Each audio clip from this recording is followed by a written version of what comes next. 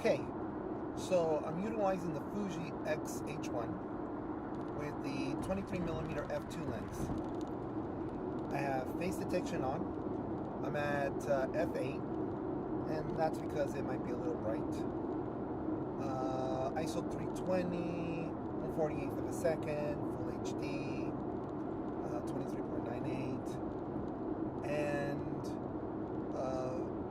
face detection is the thing here with the new firmware update 1.11. So far, I've tested this firmware in a situation like this in the car with face detection, and every single time it seems to do a lot of focus hunting, which is annoying. And I'm pretty sure it's doing it right now. If not, I will put the video some of the footage that I've recorded earlier today, and you'll see. But it's interesting that when the camera is just, filming me without any movement in the background as much, at dynamic range 100, 400 with face detection, it does a pretty good job. There's a little fluttering, a little bit of focus hunting, but not to the extent that I've seen so far in a situation like this. And I'm filming this just to confirm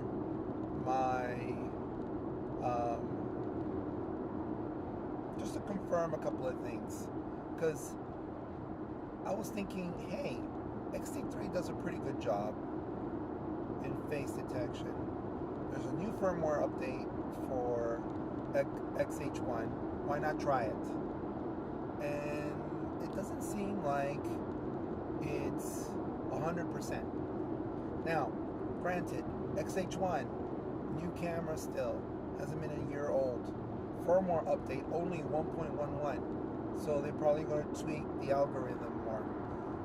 But there's already a camera out today that does focusing with face detection that's way better. That's the X-T3.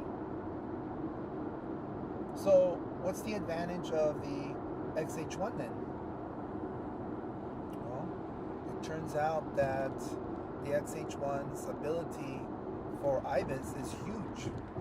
I mean, I'm driving this car, the camera's mounted on the windshield, and it's not bouncing around like it would with the X-T3. So that's a big advantage.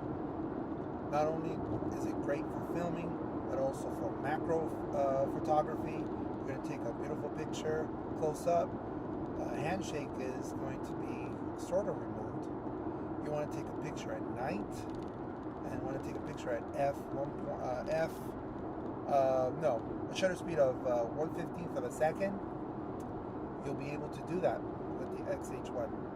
You want better grip compared to any of the X cameras, like the X100F or the X-T3 or the X-T2 or the X-T3 or the X-T1.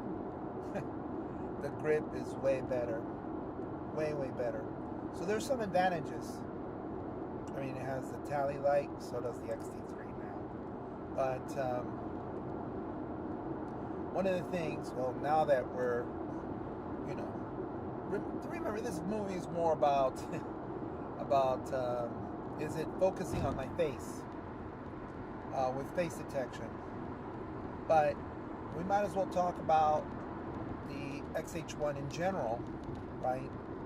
And we're kind of doing that right now.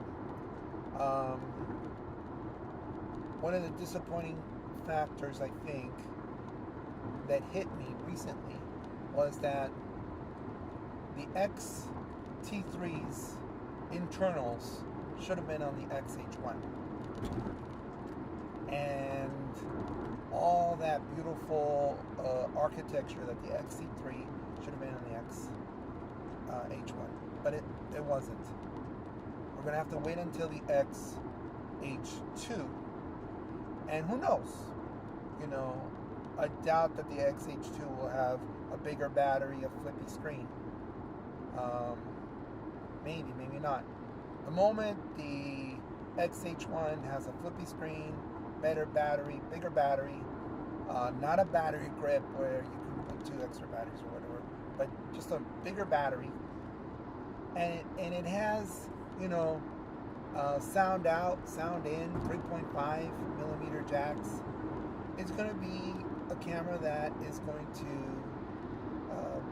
compete with the R cameras, the S camera, the A cameras, right? The Sonys, the Nikons, the Canons. So, you know, I don't know what Fuji is waiting for, you know, to really compete. But I think probably they got really nervous with the Alpha 7 III Fuji. That's my take. They got a little nervous and they're like, oh crud, let's put the audio out on the camera. Oh, let's put a little more video features in there. Oh, let's see if we can get a better architecture, a better processor in there so it can really start focusing on continuous autofocusing. And I think they finally found something that really works. Sure, it takes time for development. Sure, it takes a lot of money to develop these things, R&D, I get it. But we don't want Fuji to fall behind. I mean, we are definitely ahead of Nikon and Canon, but not from Sony. No way, not yet. But X-T3 is a great start. Better focus.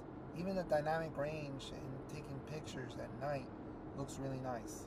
But we need the IBIS. We need the flippy screen on the X-T3. On the X-H1, we need a flippy screen, a better battery. My thing right now is, does the Fuji X-H1, is it ready for continuous autofocusing for face detection? And I guess for certain situations it might be. In a situation when you're not moving too much, or your cabin here is not moving a lot, it's possible. I think it might be good. The moment you have things moving around and the exposure is changing a little bit, it doesn't seem to be strong yet. I think this is a good test to find out if face detection works with firmware update 1.11 on the X-H1 with dynamic range of 100 with the 23mm f2 lens at f8 with ISO 320 and the shutter speed at 1/48 of a second. All right, I'll see you later. Bye-bye.